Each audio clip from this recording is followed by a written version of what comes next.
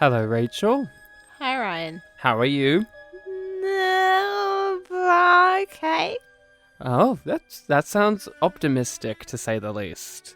I'm doing pretty well. I'm excited to give some thoughts on, and I'm excited to give some yum with those thoughts, of course. I'm Ryan. That's Rachel. This is our show, YumYumPod, of course, because of the iconic line of dialogue, yum, Rachel. Remember that line? Yeah, I know. What show was it from? Star Trek Discovery, and the character who said it was Commander 9D. What a character. So we're here to give our thoughts on Star Trek Picard Season 1. That's the only one available as we record. Season 2 will come out sometime in the near future, but here we are giving our thoughts for Season 1. So if people have not watched Star Trek Picard Season 1... Spoilers abound.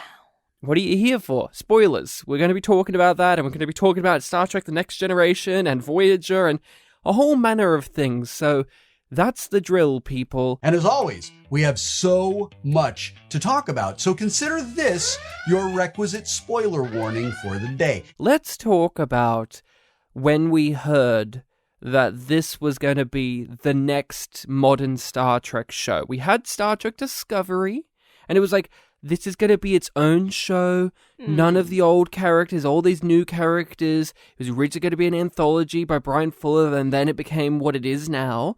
And then they were like, and now we're going to do another Star Trek show. Ooh, and what's it going to be? A series all about everyone's favorite captain, Jean-Luc Picard. That was the pitch. How did you feel about that idea being presented to you as the next big new Star Trek television series? Dubious, I think, is the best word to describe how I was feeling. Because I was like, you know what? They could make it work. As an idea, immediately, it's like, oh, but Picard works in TNG because he's part of an ensemble. So, what's they gonna do? Did you have any thoughts about what the series would be? We saw Patrick Stewart come out and he said, I'm back. And that was kind of it. Yeah. We didn't really follow the... We did know that it said that it was going to be a character-based, serious plot about an older Picard. And him having dealt with the system of the Federation and Starfleet for so many years, and where is he now, kind of thing. And I was just like, you know what? I would love for them to prove me wrong, but I don't think this is going to be the kind of show that I want to watch. So you walked in with with doubts about the quality that the show would bring, and was that also because of what Star Trek Discovery had offered up in quality, or was it just the general conceit of Star Trek Picard was making you doubtful? The trailers really exacerbated it for me, because like as soon as you see a chick doing a kickflip, an elderly Picard in a laser fight, and his stunt double running up some stairs, because you know he's an old man. Yeah. Okay, so I remember when this got pitched as the next Star Trek series, I took a big sigh and said, okay, I guess this is the course we're going to go. I was disappointed with Star Trek Discovery having taken a step back in terms of setting itself as a prequel and sucking the dick of the legacy of Star Trek. I would have liked to have set a Star Trek show with new characters, new crew, after the events of the Dominion War. I think most Star Trek fans wanted that. We didn't get that. Then this is what we're going to get, Star Trek Picard. And we can get that, but my sigh came from, we're going to be following a legacy character that has an inbuilt character already. Like, they don't have to do a lot of legwork to endear us to his character because Patrick Stewart's playing it, and he's one of the most popular science fiction characters of all time. So I took a big sigh from that because I personally would like to see the future of the canon be propelled with new characters and, dare I say, a new and next generation. But I had major doubts about this series. My main 2 worries about it were, 1, Patrick Stewart's old. He is old. He is an old man. You cannot get around the fact that he is old. And I was worried about the obvious thing, which, spoiler alert, the show does do in the end, which one? I did not want to see Picard die. I'm a fan of the character, and I've seen what happens when a legendary captain has died before, and I didn't like it then. Generations, haha, he dies on the bridge kind of moment. I didn't want to see Jean-Luc Picard die, just so that the writers and Patrick Stewart can service themselves with the fact that they put an end to such a great character. I've seen that already, and it was dissatisfying with Star Trek Generations. I hated how Captain Kirk went out, and from that point on, I've never wanted to see any of these legendary characters and captains die, because all they try to do with that is they're always trying to recapture the glorious nature of the end of Wrath of Khan with Spock's death. And here's the thing. I don't think Star Trek will ever capture the emotional resonance of Spock's death ever again with any of its characters. Because it's trying to do that. Yes. Whereas Generations tried to do that. This show tried to do that. Nemesis tried to do that too. It was what it was, and it built up to that moment within the film. It was a part of Kirk's arc. And it was so purposeful and relevant and poignant to that story, where we feel that a lot of these other moments are crafted. Yes. And retrofitted and or there's an agenda to it that's very obvious. To be like, we are gonna make you feel this. And it's just like, no, guide me to that. That's way more effective and enjoyable. And it makes it such higher quality for reviewing purposes as well. Yeah, and again, then I've seen great characters that I love die, and it's never satisfying outside of the Spock moment.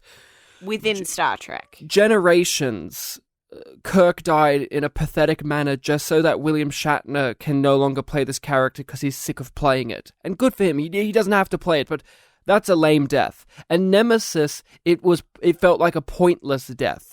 While Spock, it felt like it was meaningful, it wasn't pathetic, and it was furthering the character arc of Captain Kirk. Ryan. While Picard... Hey, who are you saying that who dies in Nemesis? Oh, Data. Data died, by the way. He's dead. No, I don't give a shit what Picard says as a series. No, he fucking died. He didn't. But he turned into atoms. Large part. Is that his consciousness? We can get into that. Still there. Still exists. So Data isn't dead. Don't give a shit. Nemesis. Don't give a shit. His Don't give a body shit. was Don't give a destroyed, shit. He was but completely his soul obliterated. Was still there. Completely obliterated. There was no way he could come back from Star that. Trek back. There was no way he could come back.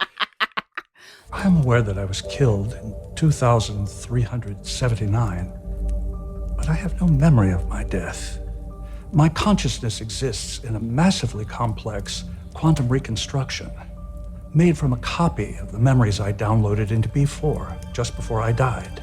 Yes, my nerddom and my preciousness as a person was doubtful of Star Trek Picard because I knew that they would kill him. What else would you do? Patrick Stewart is old. He is done with this franchise. It took them a hell of a lot of effort to get him back on board.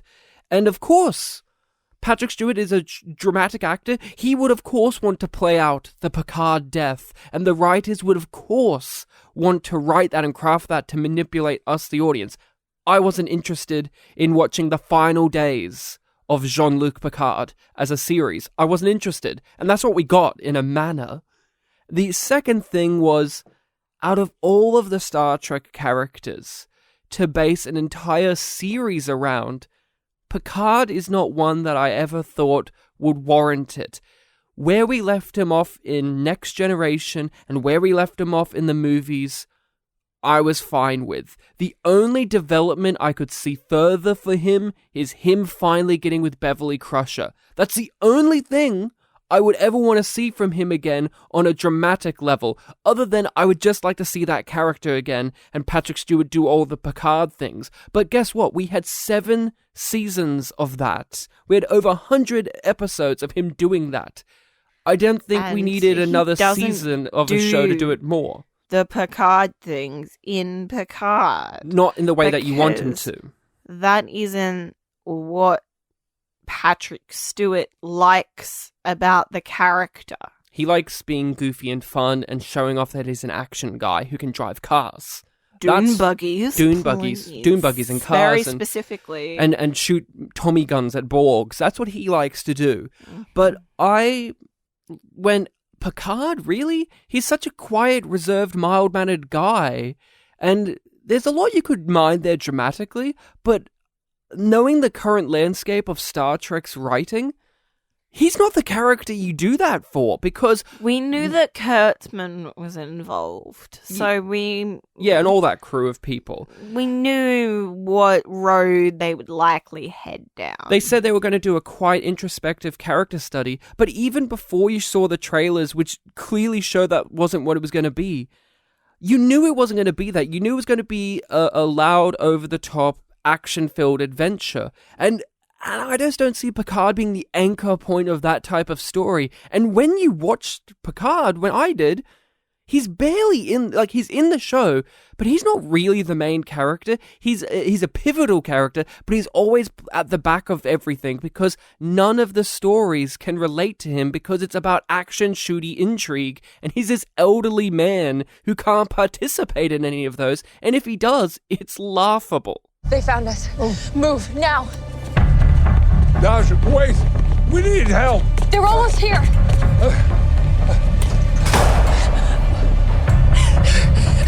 Stop. Wait. No, there's no time.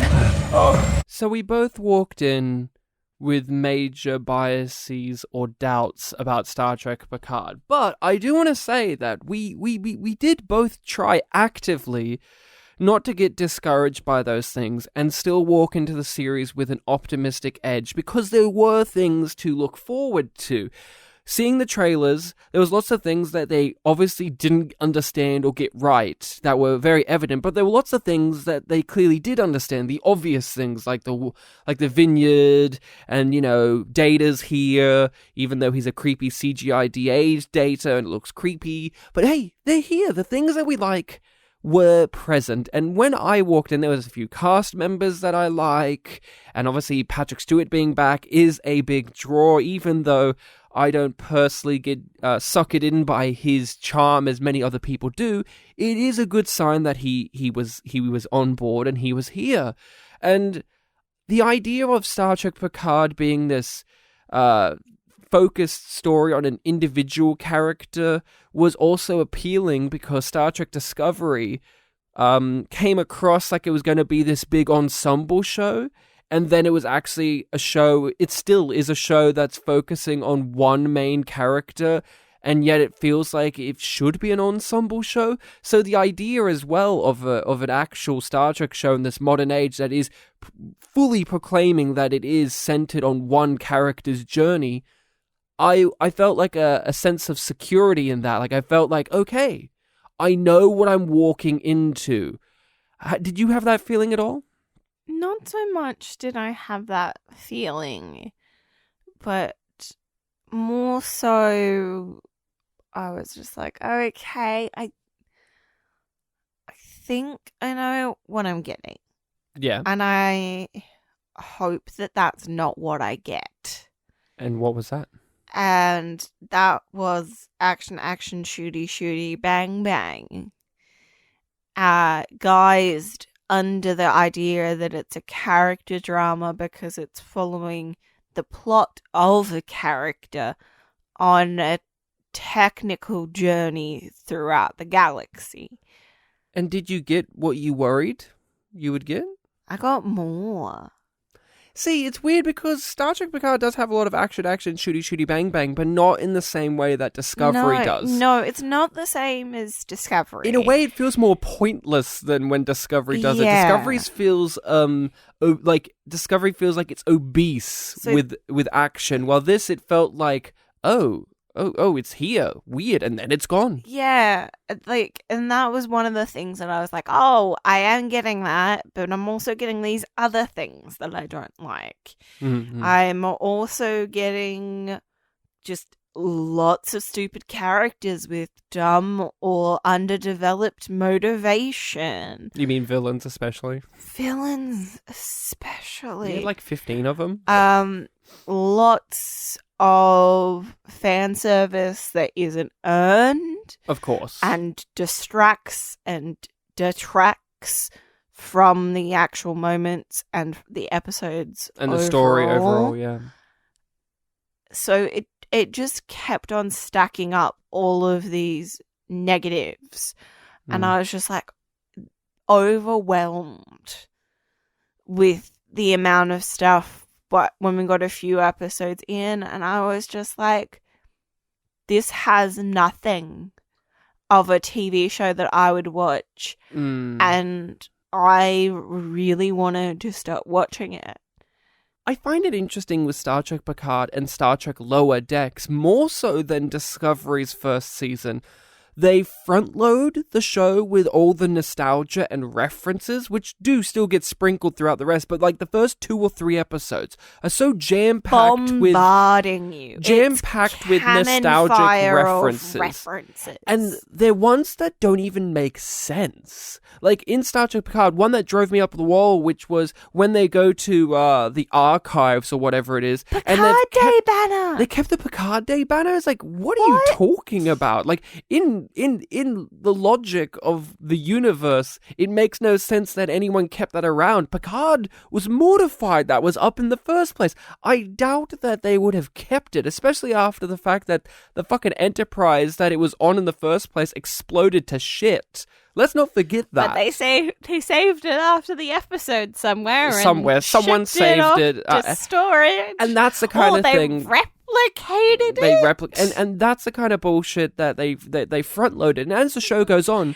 and it's meant to be there as like just an Easter egg of like, remember Picard Day. Yeah. Remember that Data likes to paint. It just launched us out of the show and into critiquing it. And as this and Lower Decks goes on, the references, of course, are still there, but it feels like those first few episodes were so thick with it that you didn't really get an idea of what the actual show's tone or identity is until, like, you're 5 or 6 episodes in. And I found that very annoying because the first 3 episodes are super slow-paced, and there's no true understanding of what the momentum of the plot is aiming towards. It is just Picard is old, and he's walking around, and it's a lot of, look, it's a reference, and a lot of, you're important, you're the key. For 3 episodes, basically for 3+ hours, I didn't know where the fuck we were going with this, or even what the show's identity, tone, or structure was. And this brought about an interesting debate that we still haven't fully resolved, which is that I think that's what the writers believe a character slow drama is. Yeah, they think that 3/4 of the show is the pilot, and then the rest is the story. Oh, but also that, like, it's slow and it's focused on one character, and, there's a limitation on how many sets you can use. But this show isn't even focused on one character. That's the irony. They said it was going to be, but it isn't. It's focused on like the whole ensemble. No, but they think everything is about Picard because it all relates back to Picard. He's at the center of everything in this show. Just because he's the inciting incident doesn't mean that he's the character. I believe that they think that that's what a character drama is one person is at the center of the show, which isn't and it wrong. Revolves around them. But that makes sense, but the way that Star Trek Picard offers it, he's in the background of all of the plots for a lot of it because... But he's the most important character, which makes it a character drama. Because he's the type of character that realistically can't engage with the plots that they're throwing into this show. And when they do, they have to make him a different character. If you want TNG Picard. Or even if you want movie Picard, they have to make him a completely different one, even with its own rules of what... like. The first 3 episodes set up Jean-Luc Picard in a certain way, but by the time you get to the episode where they're on the casino planet and he's doing a silly French accent, that's not the same fucking Picard from those first 3 episodes, because that one wouldn't be engaging in this plot that they've set up here. So they've just got this different Picard, and that's what I'm saying is, I didn't know the structure, and Yeah, we drew a lot of comparisons to the issues that we had with Peter Capaldi as the Doctor, where they just make Picard whatever they need him for that episode and for that scene. Yeah. There is no consistency with who he is, what he values, what his boundaries are, how he feels about his career, how he feels about the decisions that he's made. Is he a humorless man? Is he one that's a jolly old man? And this isn't even talking about the age-old thing of, well, this isn't the Picard from TNG. This is a couple of decades later. We're not even talking about that. We're talking about from episode to episode, scene to scene continuity of character, consistency of character. In this show, he doesn't have that strongly, especially in comparison to other characters in this series that actually do. In this, one moment, he'll be a scared little old man who's incompetent and doesn't understand how anything's his fault. And it's not because he's just playing to that to get away with something or to fool somebody. It feels like that's just him. Or other times he's an angry, bitter old man who's willing to get into fist fights or gun fights. Other times he's like a jolly sentimentalist who loves comedy, and it's like, and also, which is he? Like, what is he? Maybe he's being a pacifist, or he's a pacifist, or he's like a charitable man, or he's conscientious objective, or now he's a nihilistic person.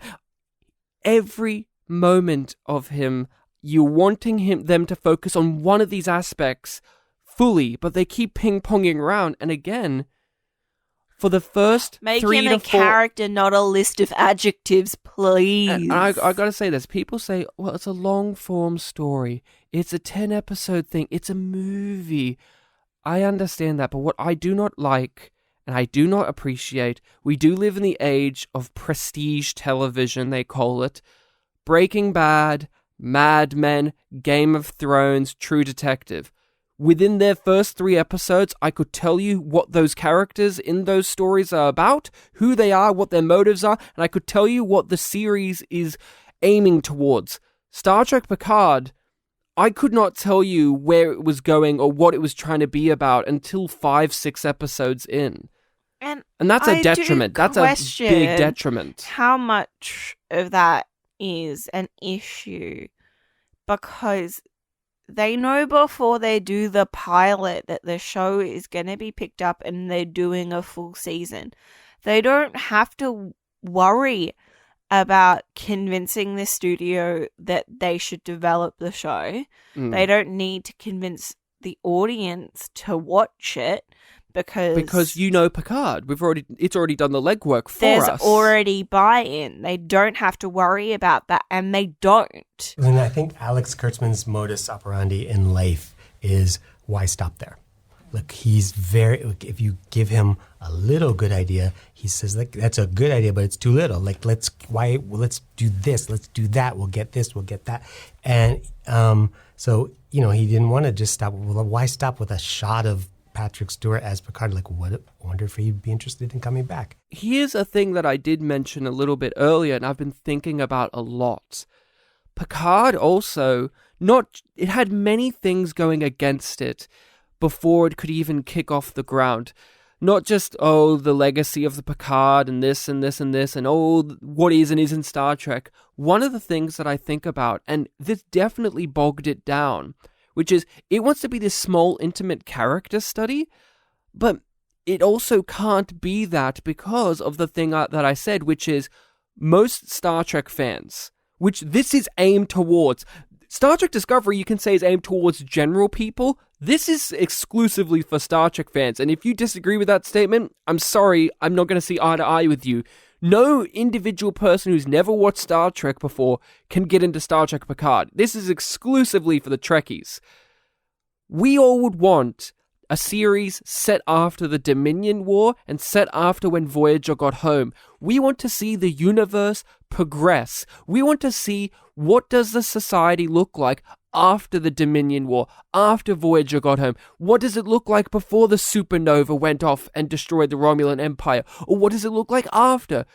There's all of that baggage that's attached to this show before it can even get started, right?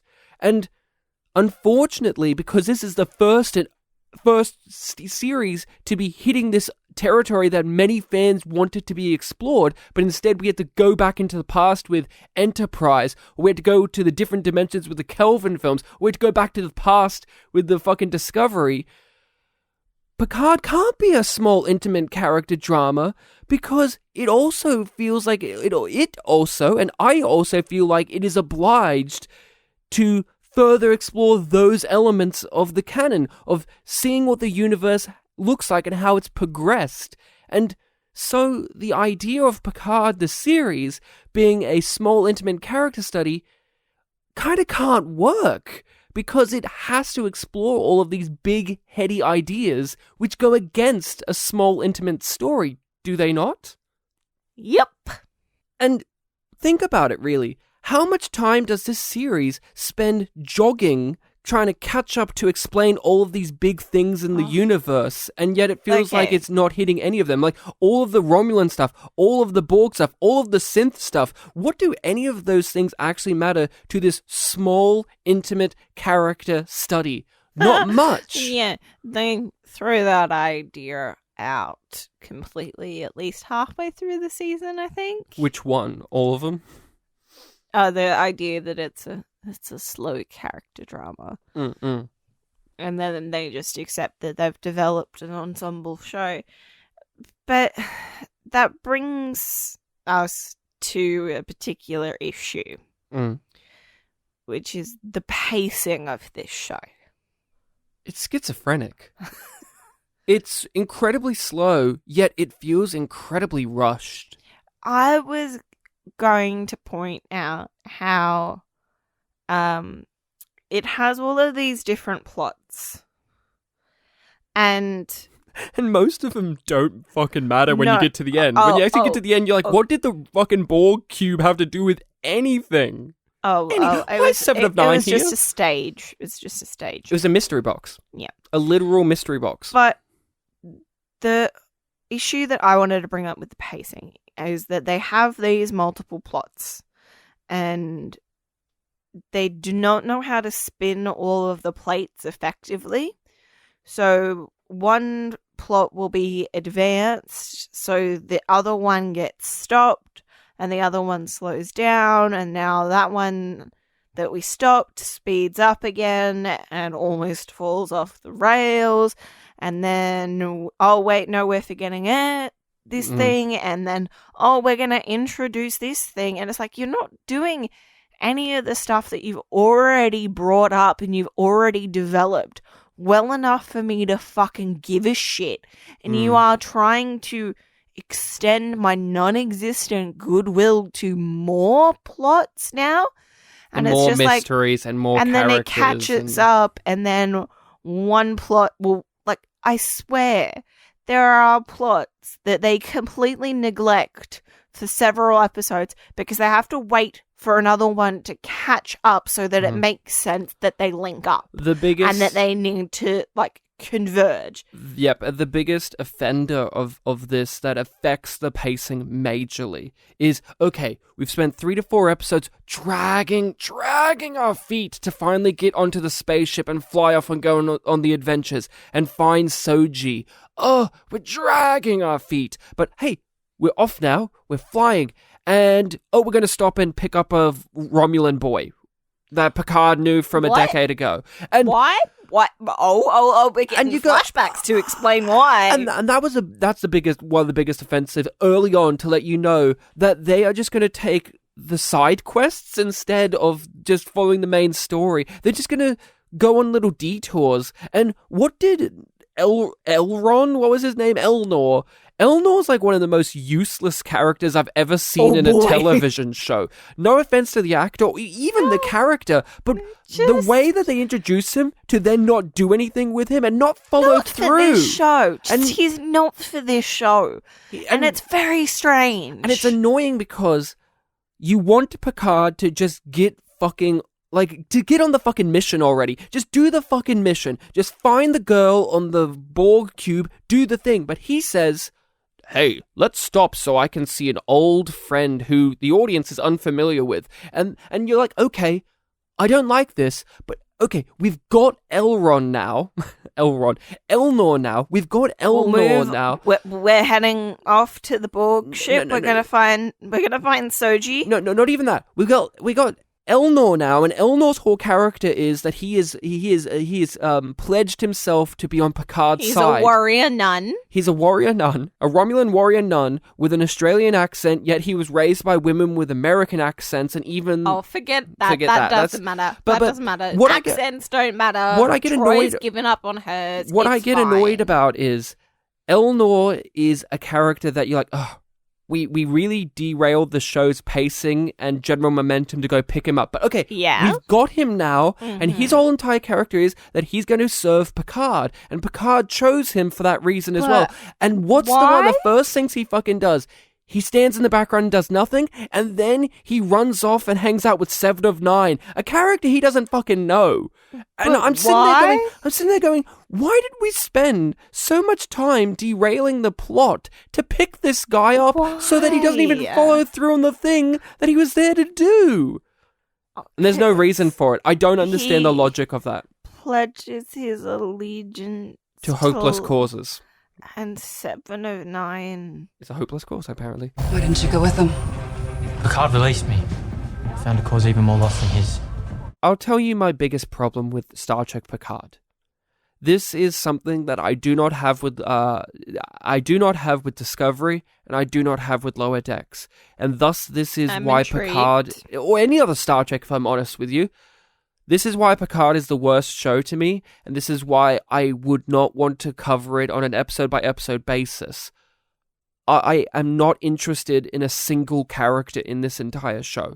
There's not a single character here that I am interested in following or interested in seeing more of. There is not a singular character I like, let alone one that I'm interested in. Even in Enterprise, I liked Phlox. I liked Trip. I liked some, like in Discovery, I liked Lorca. I liked Paul at one point. I liked Tilly at one point. I liked Saru. Lower Decks, there's a whole plethora. Here, none of the characters are interesting enough. And that is a detriment. If I am not invested in a single person that I'm following, then why am I fucking here? Because the plot is not interesting enough because it's a mystery. We don't know what the plot is until you finish the fucking show, and then you realize, the plot was that they were going to solve the crisis by kicking a soccer ball into it. You play? Oh, love the game. I don't know if you feel the same, but this is the first Star Trek show in which there are no characters that I like. There are no characters that I like in the show either. But some of them are such dumpster fires. I do kind of get amusement from them. Other than Elnor, who... Like, this is a show that I definitely began to just hate watch. Because I was just like, how are they going to fuck it up even more? And that was before they kill Bruce Maddox. Which was a big turning point. Like, that was my turning point. Killing him. Agnes, yeah. And then them for no reason, too. Forgiving and forgetting that she's a murderer. And her justifications for it are so flimsy. And it's just so stupid because they clearly just were like, okay, well, we need a moment. So other than Elnor, who are some of these characters that you think are so trashy that they're somewhat interesting? Oh, well, Agnes is the one that I just brought up, who is... She started out good. Yeah, she started off interesting. Like, she was a Tilly type, but yeah. She's a scientist that isn't allowed to practice her specialty because of the political conditions. And I was like, oh, that's, vaguely interesting. And we like Alison Pill. They could do something with that and examine the implications of that and, like, do what Star Trek used to do, which is examine current political situations. Rachel, we don't have time to explore the metaphysics. Okay, well then I won't even finish my point then. We have exactly no time to discuss the metaphysical implications. Then we have the captain, Rios, who is there and he's there. And grumpy. He smokes a cigar. And he feels like he's from the Mandalorian. He feels like he's from the Mandalorian. He doesn't feel like he's... They kept saying, you used to be a great Starfleet officer. I could see a Starfleet officer in you. I never fucking saw a Starfleet officer in this guy. All I kept seeing was a Han Solo type. Yeah. He sleeps with Agnes. And that's one of the major reasons that everybody forgives her is because Rios vouches for her. Because I've hit that. I've hit that. I got my dick wet. Sure. The last murder not bad anymore. Sure, the last person who got some Agnes action was the one who got brutally murdered by her. Oh yeah, but I haven't been brutally murdered by her, so I can vouch for her. I'm not going to develop a species, so I'm fine. That pussy must be real good for that voucher. Yep. Okay, so we have Rios, who's where we are accusing of essentially simping for Agnes. Yeah, basically. Yeah. He's a simp for Agnes. Then we have drunk woman Raffi, who is somehow poor in and an addict and a drug addict. But I have an issue with her being poor in a universe that has stated that it's absolved that money. Kind of stuff. Well, can we talk about... Money doesn't exist and poverty doesn't exist according to, TNG itself. They make those statements rather explicitly in that show. Let's talk about that, for instance. What I was saying earlier was, we would like to see, as Star Trek fans, the progression of the characters and the universe of Star Trek. And with a moment like this with Raffi being a poor drug addict, we are regressing. We are going lower than what we were offered in the past. And since this is a follow-up very heavily of Star Trek The Next Generation and weirdly Star Trek Voyager, let's be honest, the two most optimistic shows of the 90s and 80s and 90s runs of Star Trek, they had the most upbeat attitudes of what the human society could become. A lot has changed in the past 300 years. People are no longer obsessed with the accumulation of things. We have eliminated hunger, want, the need for possessions. We've grown out of our infancy. Two crews, Maquis and Starfleet, are going to become one. And they'll make as big a mark on the Delta Quadrant as it'll make on them. By protecting people like the Accompans, curing diseases, encouraging peace. Children like Naomi and Ichib are going to grow up on this ship and call it home. And we'll all be following a captain who sets a course for Earth and never stops believing that we'll get there. Are you going to be lecturing me like this for the next 7 years? Don't worry. You'll always get the last word. It is odd that the follow-up to that one is the dark, gritty, everyone's fucking miserable, and we have poor people and drug addictions, and it makes no sense as the follow-up to that. It is not progressing the ideals of that. It's not challenging the ideals of that. We don't have time for ideals. It's not challenging the ideals of that. It is regressing it, but it's not explaining the regression. There's no moment in which Raffi... Raffi just says, you live in your chateau. Doesn't show the progress, doesn't show the reasons or like how it's devolved into that. It just goes, well, I live in a shack and you live in a vineyard and things are unfair. And we don't have an understanding of how the society has degraded. How is this Star Trek universe? Or how is this TNG and Voyager specific? Yeah, and then we were like, well, maybe it's Kelvin universe. No. There's no reason for it other than this is what they think is gritty. We were trying to think of justifications to make that decision fit in one of the Star Trek worlds that we know. And it would make sense if it was following... make it work. And it could perhaps make sense if they were following more strongly something like Enterprise and Deep Space Nine, which dealt with gritty issues like this. But it's not. They're on purposely avoiding those shows, and they're on purposely...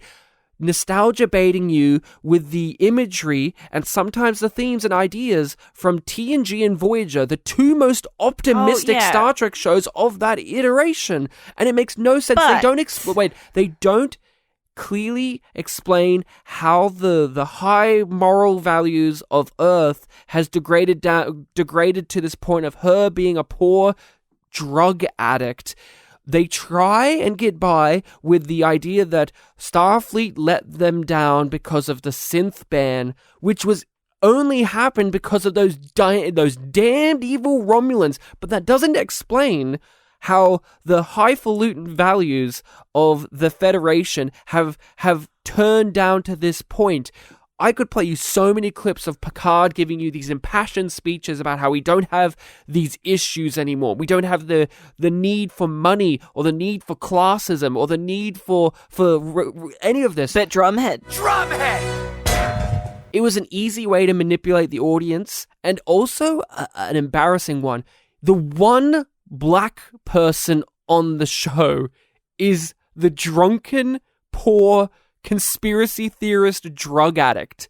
Doesn't come across very well, guys. Doesn't come across well. The fact that Nichelle Nichols in the 1960s was a better fucking role model and representation for African Americans than the show made in this era, it's really embarrassing. Really embarrassing. Fucking pathetic. I wanted to talk about, with the character stuff, there being no characters that are of interest. You don't want to even keep on going through who they are? No, because we got Soji? Is that her name? Narek? Narissa? Commodore O? That's it, really, isn't it? Am I missing one? No, yeah, we just didn't talk about any of the rest of them are boring. None of them are that interesting, but those ones that we did mention have the most stuff to them. I could not tell you what Narissa is about other than she's evil. And that she's incestuous with Narek. Narek is just a guy. Soji is just a mystery. She has the understanding of the threat of advanced AI. But we don't understand that to be her thing until the final episode or two. And even by then, we don't care. We know that she's part of the inner Romulan sect. But we don't understand their motivations until near the end. And by then, you don't care. Because they've not been presented in any way as understandable or sympathetic. But don't we want to talk about Narek and Soji's relationship? And how he gets into her heart.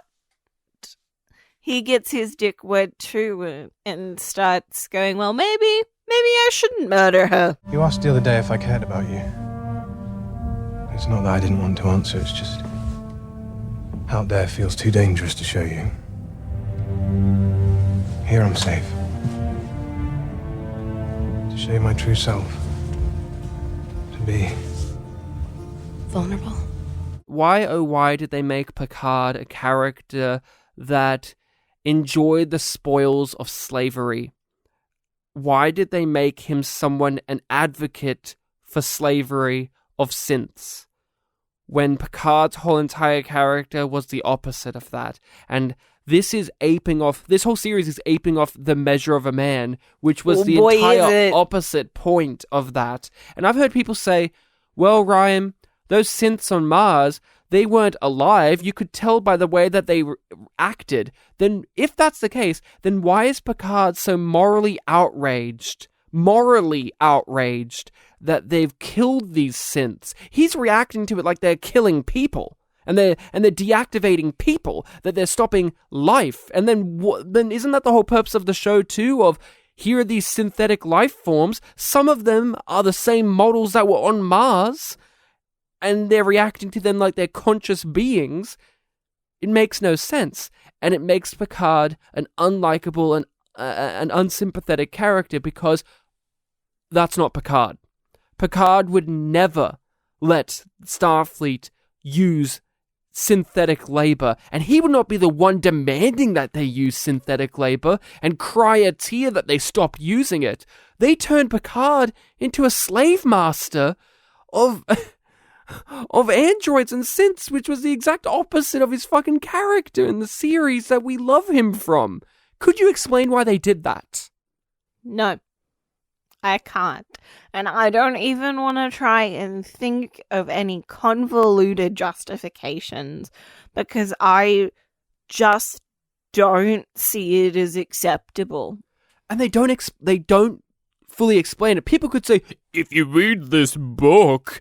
Don't give a shit about books, okay? The TV series needed to explain to me how the man from the next generation, who is morally opposed and disgusted by the idea of slavery, turned into someone who is okay with it. He's talking about slavery. I think that's a little harsh.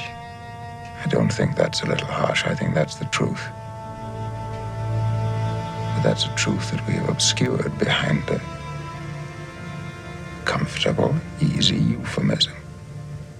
Property. But that's not the issue at all, is it?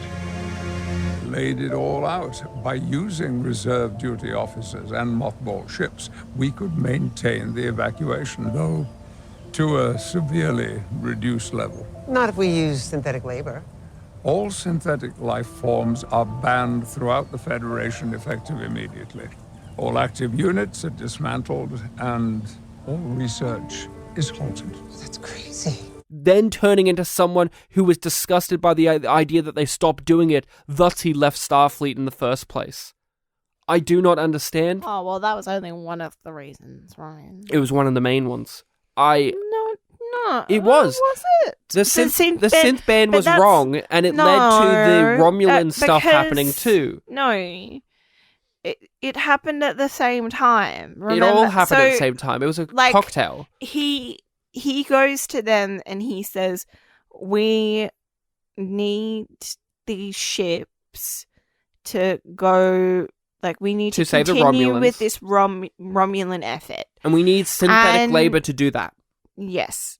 And we need those things. We need slave labor to do that. We have been attacked. We need those ships here. We aren't in a state where we can help others because we need to be on the defense. We're banning synths. And we are banning synths. And but the Romulans can go fuck themselves, I remember basically. it more being the issue of they aren't willing to do the diplomatic right thing. But they have compromised their principles in a way that Picard cannot forgive. And why it's hard to follow it is they muddy it all up.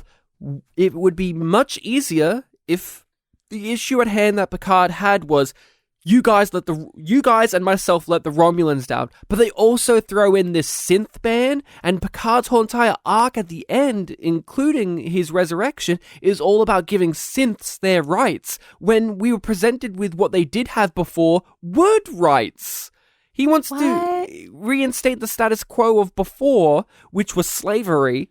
Okay, so it's all muddy. It's too much. Like, is the analogy then, if we use African Americans as the example of a slave race? Well, I will just want to say too, the show on purposely uses the iconography of American slavery with the synths. Yep. So it's completely justified to go to this as well. It's not as if the show is unaware that it's doing this. I'm uncomfortable trying to explain the way that if you interpret the show this way, what conclusions it leads to. I find them deeply unsettling. And before we even go down this road, because we don't even need to, they don't follow through on this because the show is doing too many things. It's a deep introspective character study about an aged Picard that's left Starfleet, but it's also about a Romulan conspiracy, but it's also about how they let the Romulans down, but it's also about the synth band, but it's also about the fact that Soji is this mysterious girl who knows something.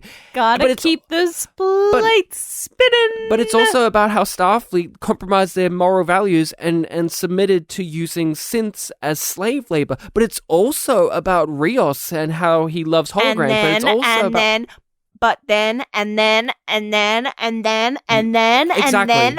then. Either have this season be fully about the Romulan situation, and then the next season be about the synth situation, or have this one be all about synths, and then you focus it on Data and you focus it on Soji, but it feels like there's too... We have ideas, right? They have ideas. They're in the writer's room, and they're like, we've got so many ideas. And also, the Borg. We've got to have the Borg for some reason, and Voyager references. Icheb's dead, and an alien that can smell lies.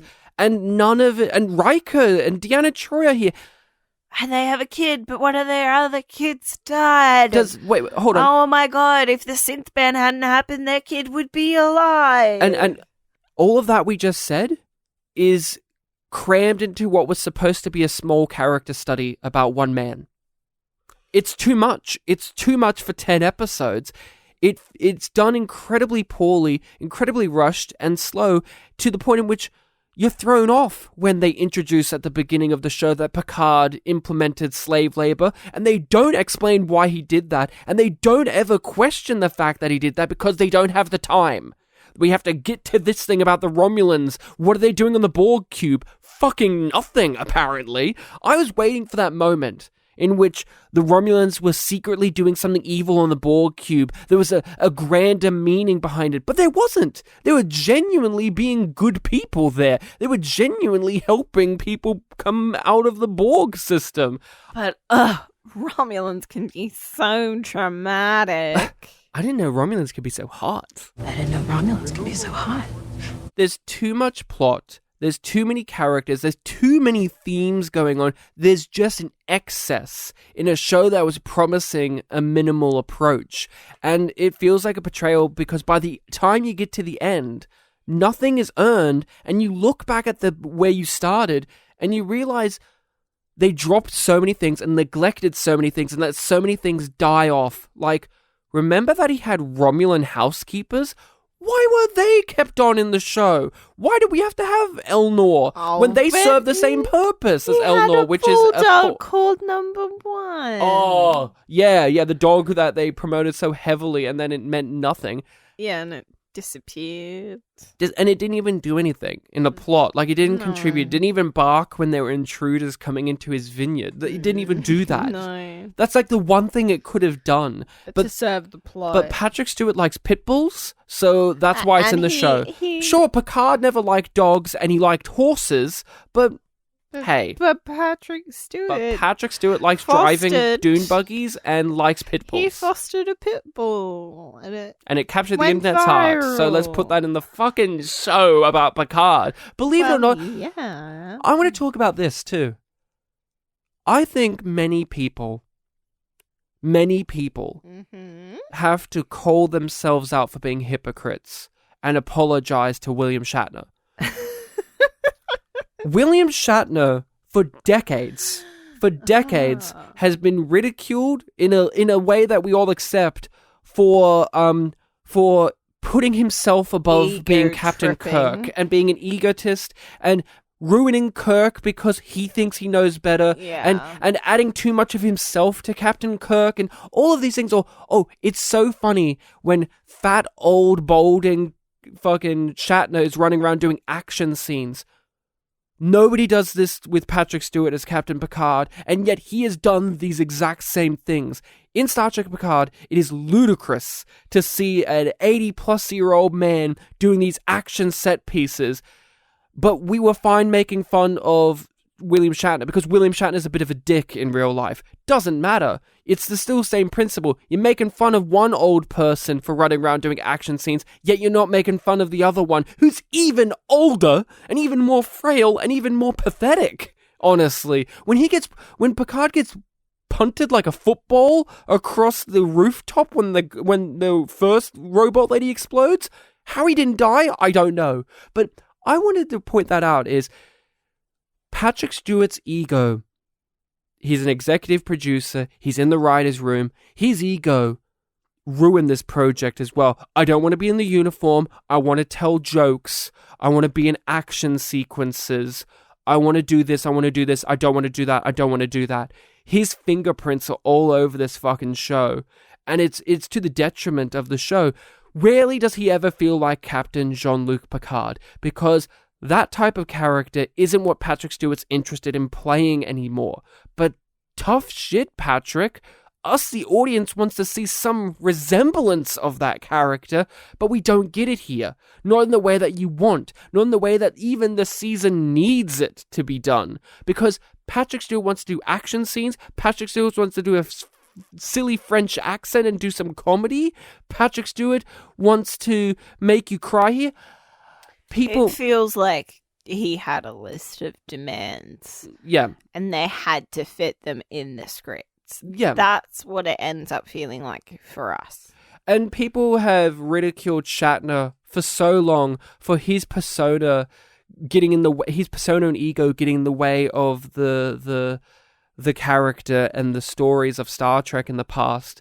I think Patrick Stewart needs to have the exact same fucking thing thrown at him. And if you're not, then you need to apologize if you did to William Shatner. You need to at least acknowledge the fact that we as a society, we as fans, we did this to that original crew so much. And yet we don't do it to Patrick Stewart or Jonathan Frakes or Brent Spiner because they're nicer.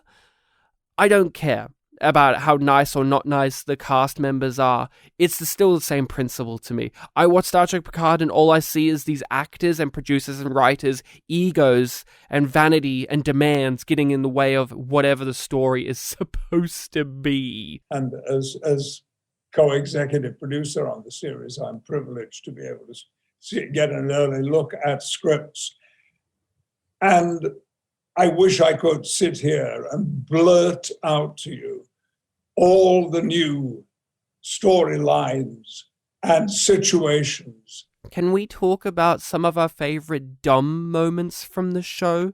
Do you have any highlights that you want to raise? Any moments that you really went, wow, this is what we're at? Oh, Icheb's death. Like, we mentioned it briefly, but that one's a doozy. That one is a real fucking doozy. I don't even know why it was there. To give motives to 7 of 9, a character who's barely in the show and doesn't really need any motives. No. The flashback to when he finds out that he has a kind of a terminal aneurysm. Yeah. They explain it in a weird way. I do know that, like, he has a disease you wouldn't in his label brain. an aneurysm terminal, but that's kind of the way that I remember it because it was confusing and convoluted. And the way that they, like, that moment is played out and it's so serious and the score comes in and then it drops out when the doctor reveals the news. It's like that kind of feeling. Yeah. That's one that stands out for me. And then the resurrection.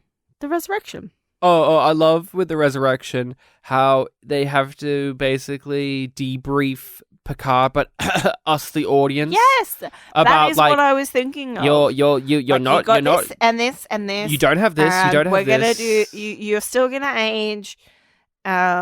Basically, you're the same, but you just don't have the brain thing anymore. But you also are not in an organic body like you used to be. You're in this synthetically made body. And woo, how does this work? I don't know. It's a golem. You know what that is. We got it. Nailed it. Done. It's magic. It's magic. It's let's see Picard resurrect like Christ.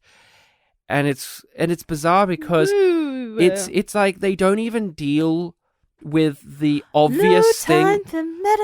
They don't deal with the obvious thing of Picard being a man who championed the rights of androids, becoming one himself, and not seeing any. But he advocated for synths and now he is one. Slave labor. So yeah, he advocated for the thing he's now become, and there's no. They don't treat it as if that's interesting or important. And they don't acknowledge like they're that. Gonna just entirely forget about it. They're gonna forget about it. I'll give you my favorite dumb moment. Oh boy, it's a great one. Can I guess? No, I just want to say it. Soji is aware that she's a synthetic being. Yeah. She's now activated her brain where she's like, she knows like supreme equations. All of these artifacts of her life. Yeah. 3 months. Yeah. She scared everything, and it was 3 months, like 3 years. Yeah, and she's super smart. Like they ask her a question, and she's like Data, where she's got like got a computer for her brain. Instantaneous responses. She's an encyclopedia of knowledge, and yet but what does she not know? She hangs out with Riker's daughter. Riker's daughter grabs out a compass, a clear compass, and she goes, "What is that?" What's that? And the daughter has to explain to the supercomputer what a compass is. Just not no programming. I can, and here's the funny thing. Earlier in the show, the Romulans put zip ties, literal zip ties, on someone's thing. And look, I'm going to be bold. I'm not going to I can't predict the future, but my prediction is I think a compass will still be a couple of 100 years in the future. I think we'll still understand what a compass is more so than a zip tie. Am I crazy? No, am I crazy? See how this ages, Ryan. Really. Be real. We'll still understand what a compass is in the future, because also here's the thing. In the future, even now, in this world, we still rely on technology or things that don't need to be electronic. We still need to rely on an old-fashioned compass. When all goes wrong, you can fall back on the things that worked of yesteryear. Just because you live in a future in which you have holograms now, doesn't mean that candles don't exist, or that doesn't mean that a compass doesn't exist, right? But zip ties do, apparently. Zip ties are what made it, but a compass? The supercomputer who can understand what the Borg are all about? Doesn't know what that is. That was my favorite dumb moment. I said to myself, this is fucking brilliant. Somebody needed an award for that moment of stupidity. That is like one of those dumb things that slip by you because you're just trying to take in the scene and you don't really think about the fact that the super genius AI robot lady doesn't know what that is, even though she should. The fact that the child knows what that is says a lot. What's that? It's called a compass. It finds north. I got it from my friend Captain Crandall over in Infinity Lake. He's even older than Picard. My other one was when the show turned into Doctor Who, and they had that alien guy who could smell lies. I loved that. He looked like he was from fucking Doctor Who as well. That whole episode. I was going to say scene, but that whole episode with the planet, the French accent, 7 of 9. That's the worst episode of modern Star Trek, by the way. That episode, Stardust City Rag, whatever one. That's the one where Icheb gets murdered. That's the one where 7 of 9 kills a bunch of people, and yet it's a comedy episode? I think that's the worst episode of modern Star Trek. Don't know if you agree with that statement or not. There's been some stinkers, but that one? Phew. it's a heavy burden on that episode to carry all of those negative things. And I do think that there are other ones that I hated more. But at the moment, I have to say, yeah, that definitely does sound like the worst episode in modern Star Trek. Why do they keep introducing legacy characters just to kill them? They got Icheb, they murder him. They got Hugh, they murder him. Why do they keep doing that? You know.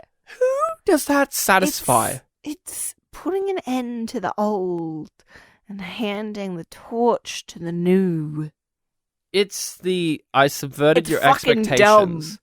It's dissatisfying. It's horrific.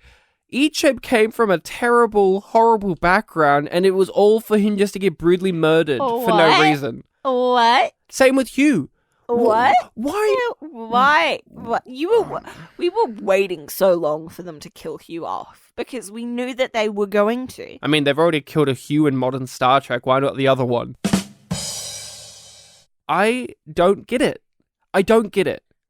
Who are you satisfied? Isn't that just like infuriating? Like when you sit down in the writer's room and you say, okay, let's bring back these legacy characters. We got Data back. We got Picard back. We've got 7 of 9. We've got Hugh. We've got Icheb. We've got Bruce Maddox. The only one who doesn't die. And the majority of them the only one who doesn't die is 7 of 9. Yes. Literally, the only one who doesn't die is 7 of 9. She's the only one that isn't dead. Seriously, if this is for the Trekkies, I don't think any of the Trekkies wanted those characters to get brutally murdered and or die. And for what reason was Hugh here? Couldn't 7 of 9 serve the exact same purpose Hugh did? But she has to have her own version of Bounty Hunter Alliance? The thing? Rangers. Why was that even here? They don't explore that. We don't know what they do, really. We don't see anything. Well, why couldn't she just be the director of the Borg Cube? People. Why couldn't she be the director of the Borg Cube and then has to make the ultimate sacrifice, which is the plug, to re-assimilate herself? Wouldn't that have been poignant? But instead, she walks onto this cube she knows nothing about. She's like, oh, hey, Hugh. I guess they know each other. And then she plugs herself in. Or, here's a bold one. Don't even have 7 of 9. Just have Hugh. Because Hugh was in TNG, and Hugh meant something to Picard. He was the first real sign that the Borg do have a humanity underneath it all, outside of Picard himself having been assimilated. But no. Instead, we kill all of these legacy characters, all of these great characters, for the sheer dramatic value of doing so, and nothing else. Just for yucks. Yeah. Which yucked my yums, honestly. Oh, who's the character in the show most likely to say yum yum? Picard himself. But in a French accent? Yeah. Mine would be Agnes. After killing Bruce Maddox, she should have licked her lips, flicked her hair back and said yum yum. Would have been a great cliffhanger to the ending of that episode. I don't feel like I have anything else that I want to say about I feel like this. there's so much more I want to say about it, but there's nothing. things that I could say, but I feel like we've made our point rather thoroughly. And I feel like adding much more will just be beating a dead horse, because we've made our opinions very clear. We've tried to provide evidence and clarity for why this is our position and attitude towards the show and where we think that it failed and how we think that it didn't start off with the potential to be great because of the behind the scenes stuff. This is the show that I despise the most out of any Star Trek.